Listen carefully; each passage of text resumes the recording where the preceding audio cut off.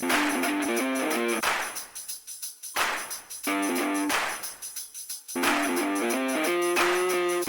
everybody, how we doing? Glad you guys can make it. Hey, this week I'm going to talk about Def Leppard High-N-Dry. This is a Japanese press, obviously. It's got the yellow obi. Apparently there's another kind out there with a black obi that's a little bit rarer. This album is from 1981, the second full-length Def Leppard album. And quite honestly, in my opinion, one of their best albums. It was produced by Mutt Lange, and it's the last album with Pete Willis as a guitar player, whose guitar work and solos are excellent on this album, by the way. There's your front cover. There's the back. How young they were. 1981, that was a long time ago. It has the cool Japanese insert with it still. There's the lyrics written in English on the other side. This is one of those albums. Oh, hang on. Let's look at the label real quick. It's a cool Vertigo label. I like these labels. I like how you can't really tell, but where it says like High-N-Dry and stuff like that, it's almost reflective. But, so it's kind of got like a holographic type look to it. Overall, this album I've got listed as VG Plus. Like I said, it's got the yellow obi. Apparently, according to what I saw in Discogs, the one with the black obi is a little bit rarer. If you wanted a copy of this, it runs anywhere from $50 to $150. I've got this one, like I said, listed as VG Plus. It looks pretty good. I don't really have any dings or anything else. This is one of those albums that I found in the dumpster that the gods of vinyl decided to give me. I think the whole band sounds great on this album, and it's probably their best album. Definitely a lot harder than like their follow-up with Pyromania. And, what happens after Pyromania? The car accident, and then we get Hysteria, and they get a lot softer, more hair metal sound. The album previous to this, On Through the Night's a good album. It's got some good songs on it, but I think I kind of got to be in the mood. But this one, when this comes up to play, it's great. It's got great songs. It's got High-N-Dry, Saturday Night, Let It Go, On Through the Night's on here. Bring It On the Heartache. A lot of those songs are still played to this day, still radio hits. It's a really great album. It really is. It's got hits like crazy. Not as many as like Hysteria had, but Hysteria was more of a mainstream. This is definitely a new wave of British heavy metal style album where later on I feel like Def Leppard becomes more of a hair metal band. I remember getting this album. I never had this on vinyl when I was younger, but I remember the first time seeing Def Leppard, seeing the video for Pyromania or whatever. A lot of the music back in the day when I was a teenager, we discovered stuff on MTV, and that's how I discovered Def Leppard. You saw the videos for Photograph and stuff like that. So we went out and we bought the record. Well, actually, I probably bought the cassette at that time.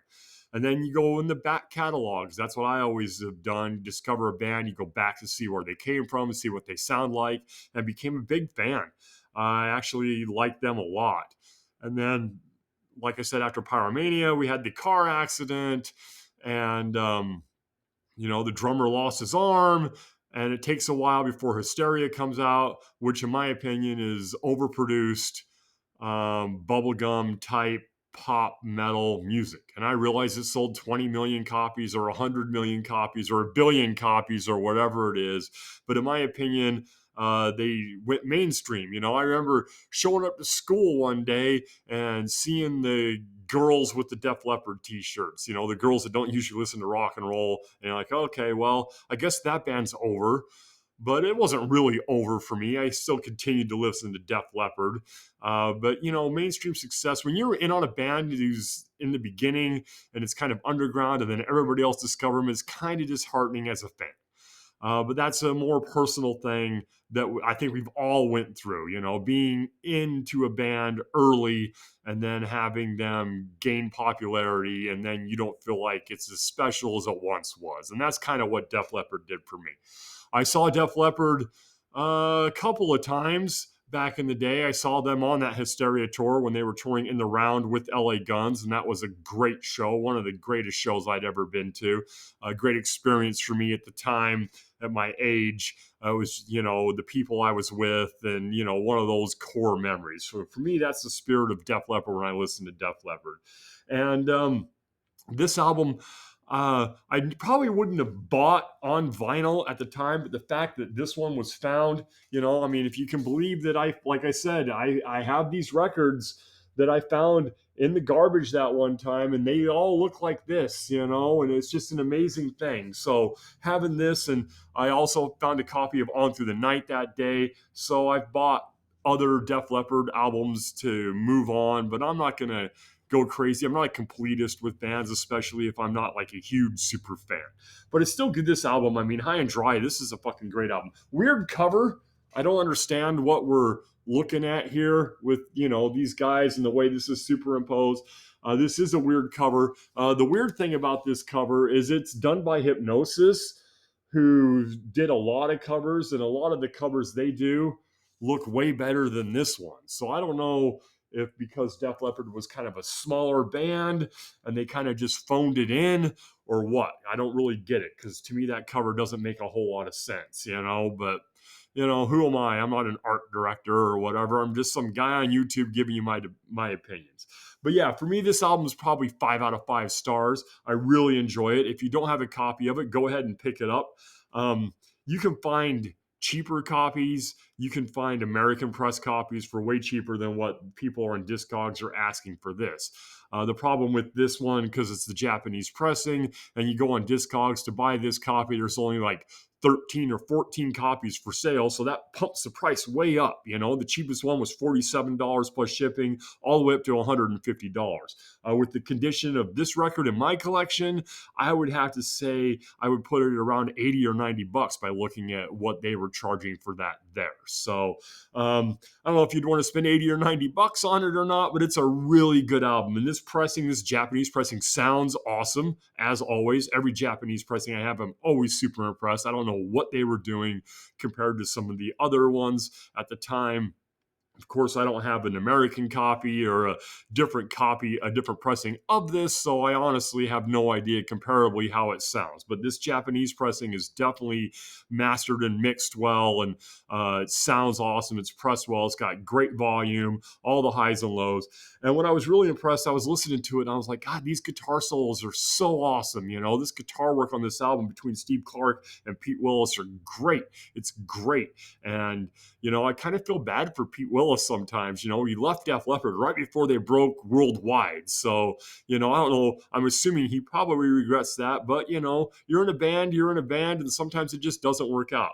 But at least we'll always have this work by him, and which is tremendous. Just great solos. The last song on side one is I want to say, Bring It On the Heartbreak, and it's got this thing called Switch on the end of it, which you don't usually hear if you hear Bring It On the Heartbreak on the radio, which is this cool like jam session they do for like 2.5 minutes, and it's epic. It was epic. I was listening to it the other day, and me and the wife were sitting out here listening to this album, and when that song ends and Switch comes on, or kind of moves into Switch, we were both like super impressed. Just like, God, this is amazing.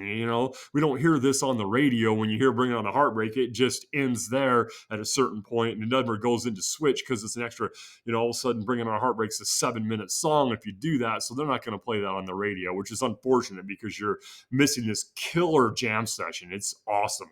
So yeah, go ahead, give it a pick up. I would highly suggest this album. Like I said, it's 5 out of 5 stars totally all the way through.